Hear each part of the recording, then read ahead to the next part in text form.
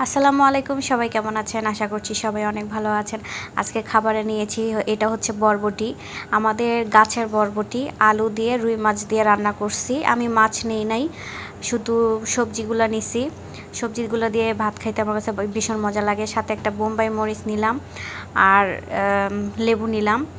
আর এখানে হচ্ছে মুরগির ফ্রাই নিয়েছি। মুরগিটা আমি বোম্বাই মরিচ দিয়ে অন্য ময় মশলা দিয়ে আমি ফ্রাই করছি।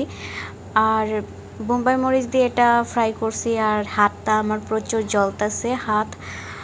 তো যাই হোক, মজা করে রাতের বেলা ডিনারটা করতেছি।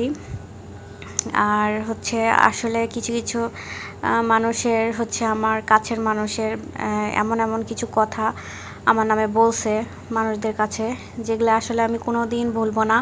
আমার মনের ভিতরে সারা জীবন থাকবে, গেঁথে গেছে। কিন্তু আসলে এই মানুষগুলোর সাথেই সারা জীবন আমার থাকতে হবে, আর কিছু করার নেই। কিন্তু তার চেহারার দিকে তাকালেই আমার খুব মনে পড়ে যে আমার নামে কিভাবে এই মিথ্যে কথাগুলো কিভাবে বলল। তো আসলে কিছু করার নেই, যেহেতু কাছের মানুষ, এইগুলো নিয়েই হচ্ছে মেনে থাকতে হবে।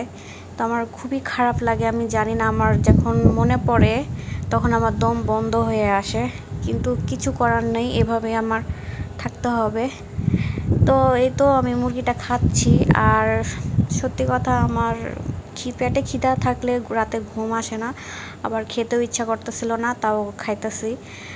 তো মন চায় হচ্ছে দূরে কোথাও যদি চলে যেতে পারতাম, অনেক দূরে।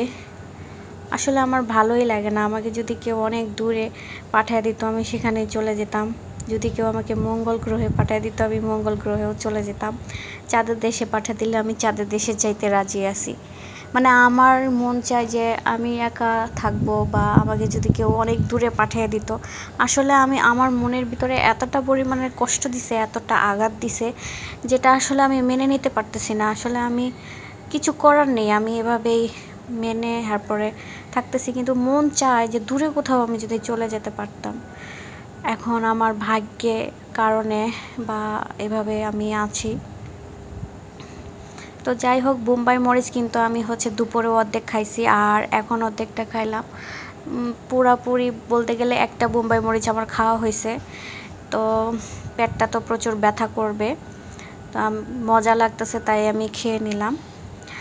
তো এই তো পড়ায় আমার খাওয়া শেষ হয়ে গেছে। আর আমার কিন্তু রাত 10টার বাজলেই আমার ঘুমে ধরে, কিন্তু আসলে অন্য কাজের জন্য আমার রাত 12টা বেজে যায়।